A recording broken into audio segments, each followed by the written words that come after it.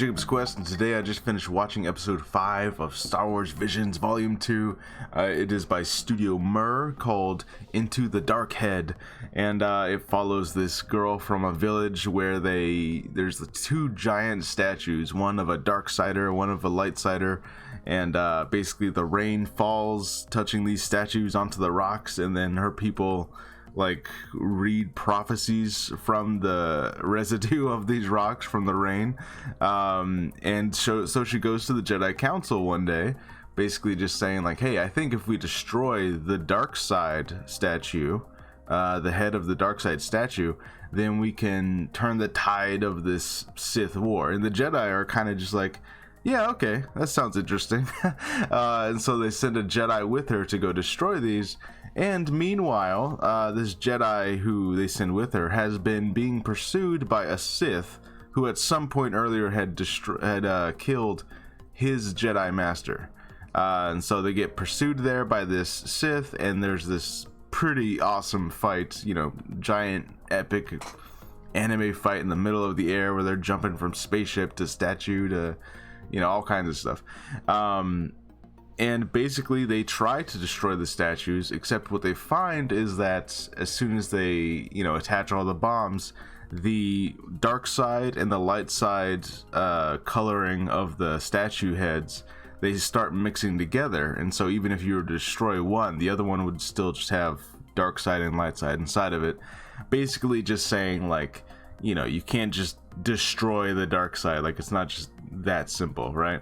They're two coexisting sides of, like, it's just the nature of the Force is like light and dark, shadow and light, right?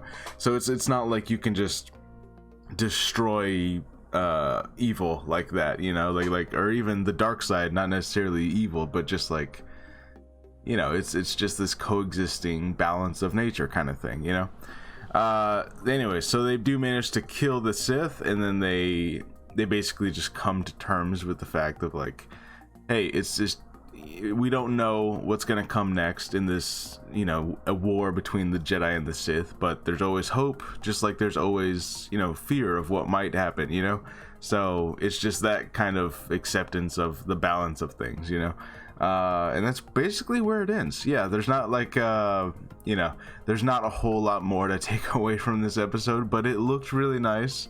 It was an interesting concept of like these giant statues that represent the two sides of the Force, but yeah, just that's pretty much where it ends. Now I would definitely watch a whole, like a mini season of something that looks like this. It looks really nice, but yeah, just I think it's just kind of, I guess the council agreed to do this mission just because like hey, this Jedi Knight over here, he really, he's all scared of this one particular Sith that's killed his master and is probably trying to track him down.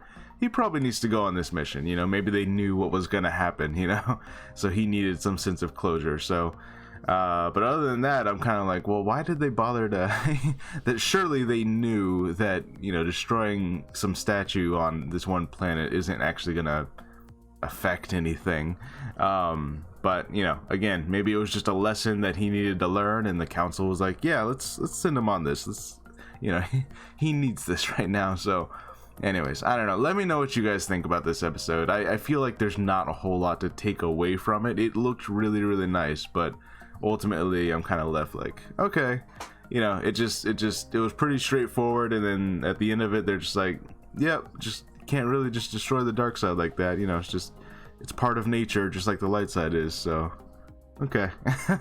I don't know, let me know what you guys think, and I'll see you on the next one. Bye.